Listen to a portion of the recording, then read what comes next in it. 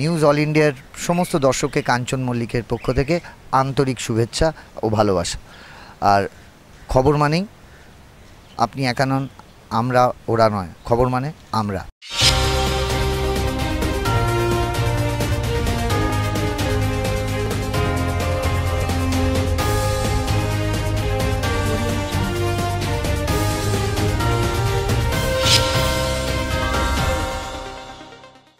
নমস্কার, নিউজ ইন্ডিয়ার পর্দায় আপনাদের স্বাগত। আপনাদের সঙ্গে আমি অর্পিতা শুরু করছি আজকের বিস্তারিত খবর।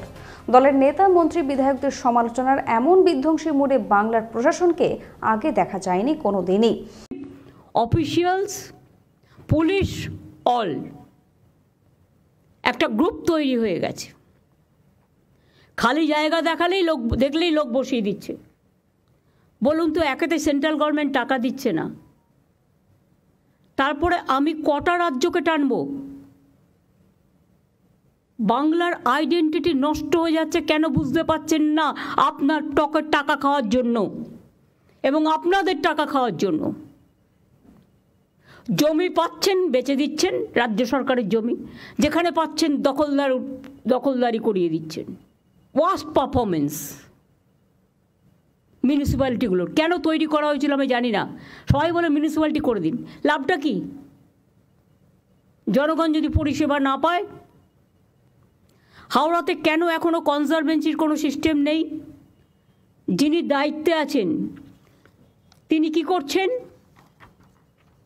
আমি যদি জাস্ট বলি, বালি মিউনিসিপ্যালিটি, শ্রীমতী অমৃতা রায় বর্মন, এসডিও হাওড়া, তিনি কি করছেন? Why she is not taking care?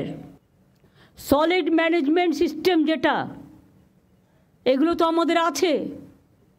Recycling হয়, ইচ্ছা মতো টেন্ডার করছেন নিজেরা। তার থেকে কতটা খাচ্ছেন আমি জানি না। কেউ খাচ্ছেন, কেউ খাচ্ছেন না, নিশ্চয়ই দিয়ে টিয়ে খাচ্ছেন। গ্যাং আপ হয়ে গেছে একটা। আমি সরি, আমাকে এই কথাগুলো বলতে হচ্ছে। আমি এর জন্য মোটেই খুশি নই, আমি দুঃখিত। যদিও জলটা সাইক্লিং হয়, সলিড ওয়েস্ট ম্যানেজমেন্ট সব জায়গায় আছে, কিন্তু আপনারা কি করছেন? এনক্রোচমেন্ট করছেন। ভ্যাটগুলো বাইরে থেকে নোংরা পড়ে থাকে, একবার দেখেন না? লজ্জাও লাগে না? রাস্তাগুলো আমরা সারালে তবে সারাবেন, তা আপনাদের টাকাগুলো যাচ্ছে কোথায়? হাওড়াতে এখনো পর্যন্ত কনজারভেশন কোনো সিস্টেম নেই, অথচ আমরা টাকা দিয়েছি। পদ্মপুকুর ওয়াটার প্ল্যান্ট হয় 1984 সালে। 40 বছর ধরে পাইপলাইনগুলো আছে, বহু জায়গায় লিক, ফলে বারবার পাইপলাইন সারাতে হচ্ছে। বহু জায়গায় নোংরা জল মিশে যাচ্ছে। Please understand that. যারা টাকার দিকে বেশি উৎসাহী তাদের মনে রাখতে হবে, নিজের জীবনের থেকে দামে কিছু নয়, মানুষের জীবনের থেকে দামে কিছু নয়। এটা লজ্জা যে আপনি আপনার দায়িত্ব পালন করছেন না। ট্যাক্সের বিল যখন তখন ট্যাক্স বাড়িয়ে দিচ্ছে মিউনিসিপ্যালিটিগুলো, আমাদের জিজ্ঞেসও করছে না। আর যখন তখন ক্যাজুয়াল লোক নিয়ে নিচ্ছে না জিজ্ঞেস করে। বারবার বলা হচ্ছে ফাইন্যান্সিয়াল অর্ডার ছাড়া করবে না, অথচ অনলাইনটাকে অ্যাভয়েড করে কিভাবে দিয়ে দেওয়া হচ্ছে পারমিশন। যার আছে সে পেয়ে যাচ্ছে, যে দিতে পারছে, আর নেই সে পাচ্ছে না, তাকে হ্যারাস হতে হচ্ছে। টাকার বিনিময়ে পুরসভার বহু জমি বেদখল হয়ে যাচ্ছে, সরকারি সম্পত্তি নষ্ট হয়ে যাচ্ছে। আমি হাওড়া পুলিশকে বলবো একটা তদন্ত করার জন্য, এবং চিফ সেক্রেটারিকে আমি অর্ডার দিচ্ছি, সেখানে যদি রাম শাম যদু মধু যেই হোক, ইভেন আমিও যদি হই, আমাকেও ছাড়বেন না। আমি জানতে চাই না কে দখল করেছে, কিভাবে করেছে, পেছনে কারা গ্যাং আপ করেছে এবং কিভাবে এগুলো হয়েছে। আমি এসব জানতে চাই। সরকারি সম্পত্তি কারো ব্যক্তিগত সম্পত্তি নয়। লোভ বেড়ে যাচ্ছে, লোভটাকে কমাতে হবে। বাইরের লোকেরা এসে এখানে সব জমি জায়গা দখল করে নিচ্ছে, কারণ টাকার বিনিময়। বড় বড় মাল্টি স্টোর কমপ্লেক্স হয়ে যাচ্ছে সরকারি জমি দখল করে। সরকার থেকে পারমিশন নেওয়ার প্রয়োজন মনে করছে না। আর তাতে কেন আমরা ট্রান্সপারেন্সি মেনটেন করবো না? অনলাইনে করে দেওয়া সত্ত্বেও হচ্ছে না। টাকাটা নিয়ে পালিয়ে যাচ্ছে, অথচ অ্যাডভান্সটাও নিয়ে পালিয়ে যাচ্ছে। কেন দিচ্ছেন? কে পাওয়ার দিয়েছে? এই পাওয়ার লোকালিয়ার হবে না। ল্যান্ড ডেভেলপমেন্ট, সোলার পাওয়ার, এগুলো স্টেট এবং রিসাইক্লিং অফ দ্য জঞ্জাল যেগুলো, এগুলো থেকে তো আমাদের ইনকাম হতে পারে। কেন করছি না? এটা সেন্ট্রালি করতে হবে। এসডিওকে দিলেও যা, ডিএমকে দিলেও তাই, নমিনেটেড মেম্বারকে দিলেও তাই, ইলেক্টেড বডিও তাই। তো কাকে দিয়ে করবো এগুলো? তো মহা মুশকিল হয়ে গেছে। এইগুলো দেখবার জন্য দরকার হলে আমাকে যারা এই কাজগুলো জানে, কর্পোরেশন এই দায়িত্ব পালন করছেন না, শুধু কর্পোরেশন বললে হবে না, মিউনিসিপ্যালিটিগুলো দায়িত্ব পালন করছেন না, ট্যাক্স বাড়ানো ছাড়া আর বিল্ডিং তৈরি করা ছাড়া আর লোক বসানো ছাড়া। সাংবাদিক সম্মেলনে সেলিম নবান্নে নেতা মন্ত্রীদের ভর্ৎসনা নিয়ে মন্তব্য করলেন মোহাম্মদ সেলিম। কি বললেন তিনি শুনবো। আর পুলিশ এমন কেন যে মুখ্যমন্ত্রী বললেন নবান্নতে, খবরের কাগজে প্রথম কথায় বেরোলে তবে সে সক্রিয় হবে, বাকি সময় কি নাকে তেল দিয়ে ঘুমায়? ওয়াকফের সমস্ত সম্পত্তিগুলো এই মালদা মুর্শিদাবাদ পর্যন্ত, কলকাতা হাওড়া তো বটেই, যেখানে দখল করে নিয়েছে তৃণমূলের নেতারা বা পুরসভা, তাহলে সেগুলো কে দেখবে? মুখ্যমন্ত্রী তো বিরোধী দলের নেত্রী নন যে প্রেস কনফারেন্স ডেকে হইচই করে দেবেন।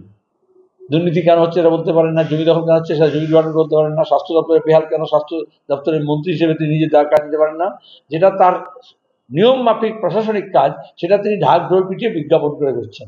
সময় এখন বিরতির পর আসছি পরের খবরে। আপনি কি ভ্যাকেন্সি ল্যান্ডের সন্ধানে রয়েছেন? চিন্তা না করে আজই যোগাযোগ করুন ঋত্বিকা এন্টারপ্রাইজে। আমরা রুবি হসপিটালের 3 কিলোমিটার থেকে 12 কিলোমিটারের মধ্যে ল্যান্ড সেল করি। ভ্যাকেন্সি ল্যান্ডের দাম 80,000 থেকে 2,70,000-এর মধ্যে। তাহলে আর দেরি কেন? আজই চলে আসুন আমাদের অফিসে।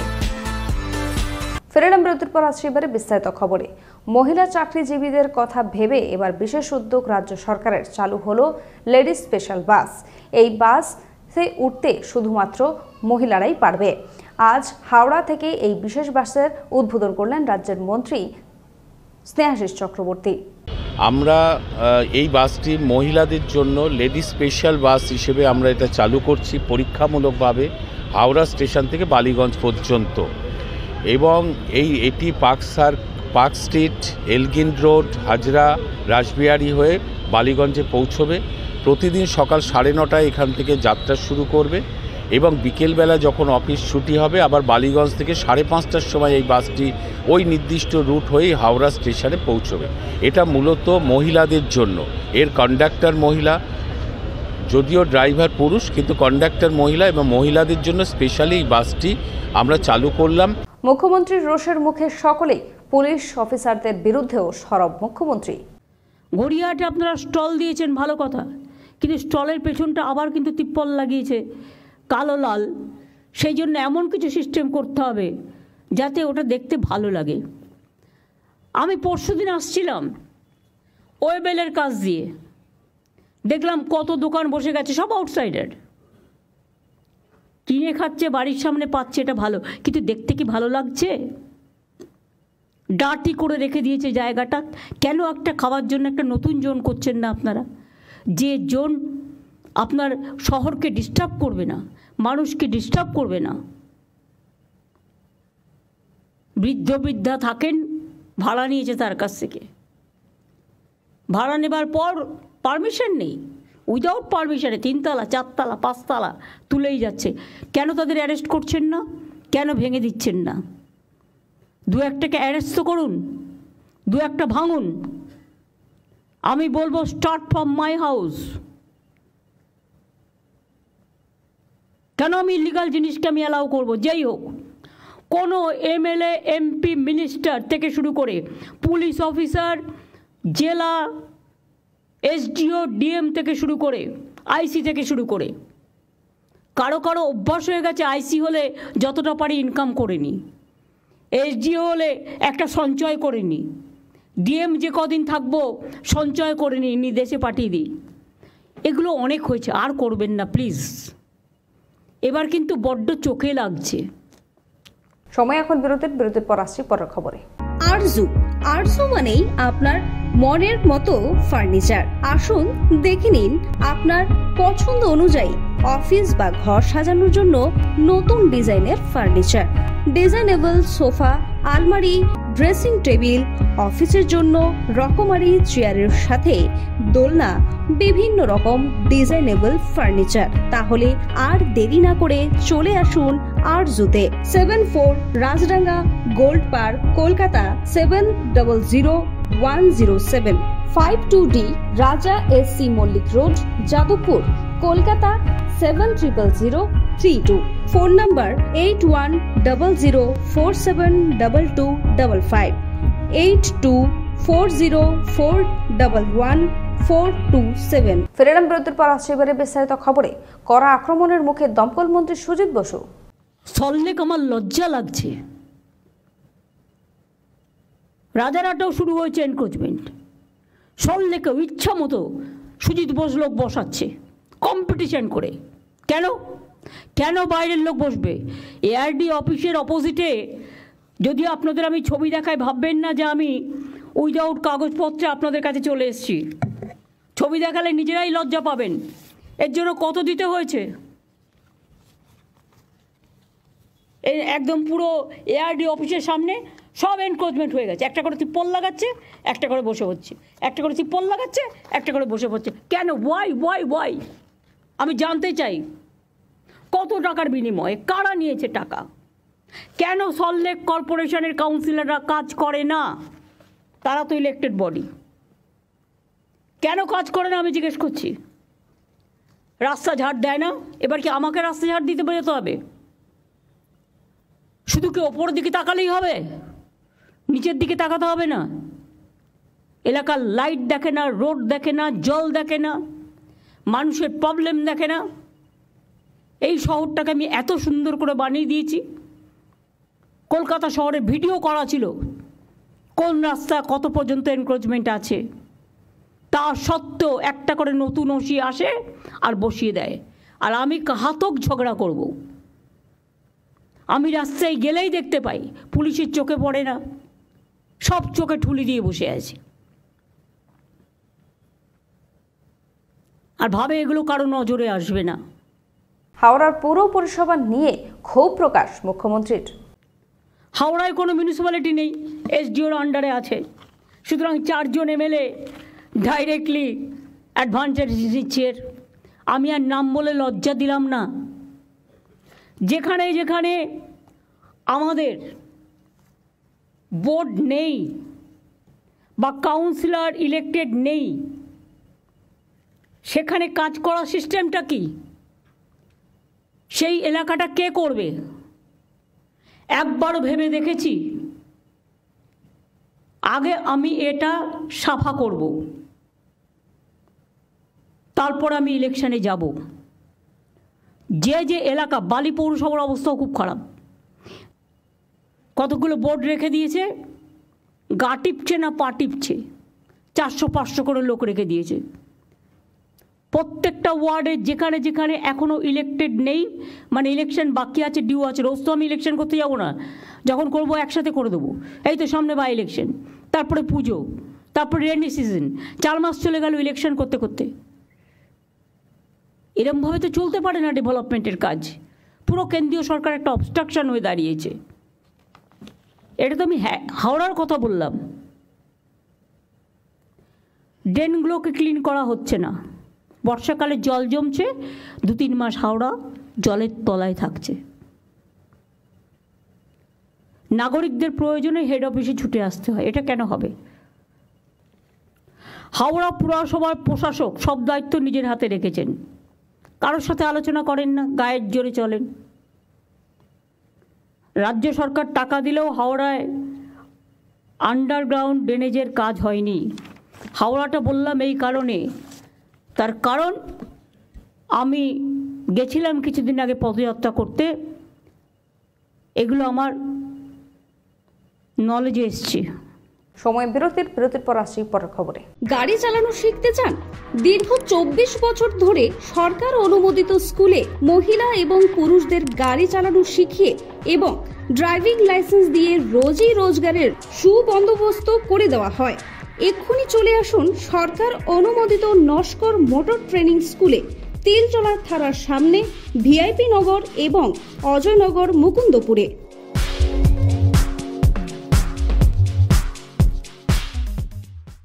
ফিরে এলাম বিরতির পর আসছে এবারে বিস্তারিত খবরে। টাকা তোলার মাস্টার চাই না, নবান্নের বৈঠকে এই ভাষাতেই তোপ মুখ্যমন্ত্রীর। বালি থেকে শুরু করে পাথর সবচেয়ে বেশি খায় বিজেপি, কিন্তু টাকাটা যায় পুলিশের থ্রুতে। ওভারলোডিং ট্রাক, এর থেকে একটা বড় ইনকাম আসে, সেটা যায়। এগুলো সব আমি এখন শুনতে পাচ্ছি, এবং আমাদেরও কিছু কিছু লোক আছে, তারাও যাতে ইডি সিবিআই না ধরে, বিজেপি তো ভয় দেখায় কতগুলো আছে, তারা সবচেয়ে বেশি টাকা তোলে। টাকা তোলার মাস্টার হয়ে গেছে। আমি টাকা তোলার মাস্টার চাইছি না, আমি জনসেবক চাইছি। যারা পারবেন তারা করবেন, আগামী দিন তারাই টিকিট পাবেন। কাজ করছে না পুরসভা, রাগ হচ্ছে আমাদের উপরে, গভর্নমেন্টের ফেস নষ্ট হচ্ছে, আমি তাকে কেন প্রোটেকশন দেব? আর যারা সব টাকা নিয়ে চলে যাচ্ছে তারাই আবার ভোটটাও পেয়ে যাচ্ছে। অন্যকে চোর বলছে, নিজে বড় ডাকাত।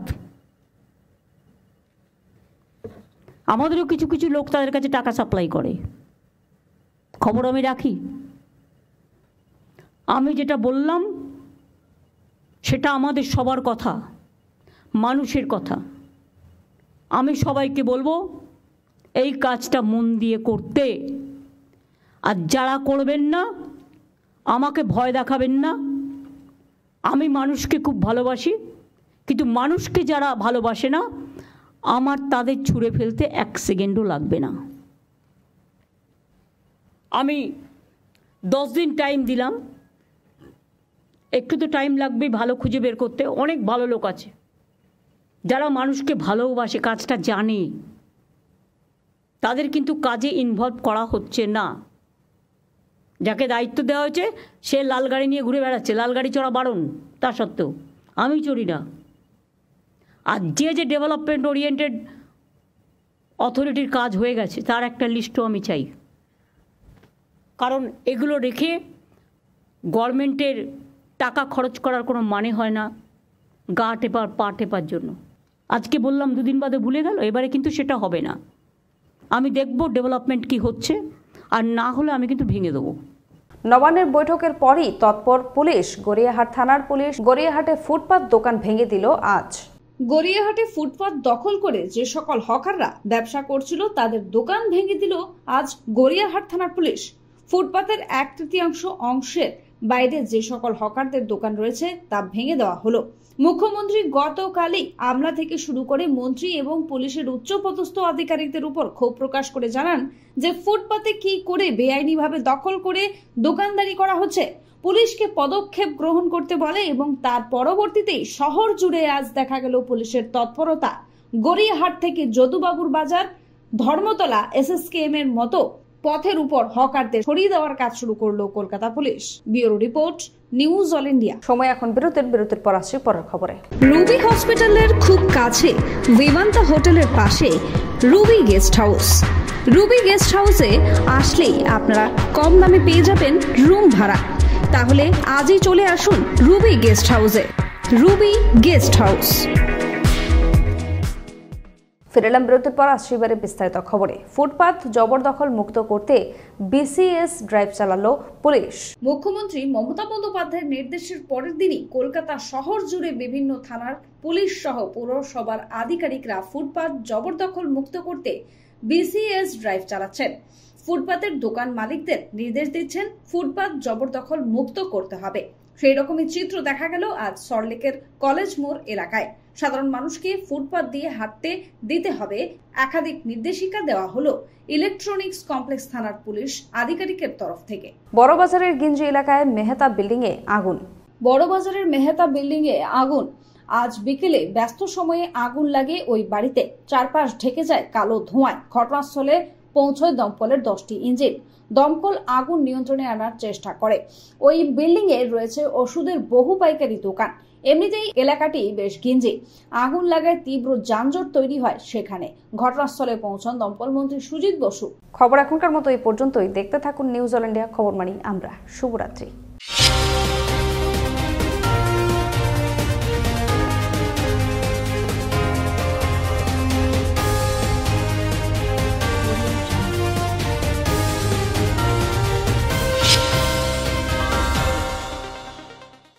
ভোগ কাট্টা বাঁচার কামনায়। আমি রূপঙ্কর। নিউজ অল ইন্ডিয়া এসছে, অর্থাৎ খবর মানে আমরা। আমি তো আছি, আপনারা আছেন তো?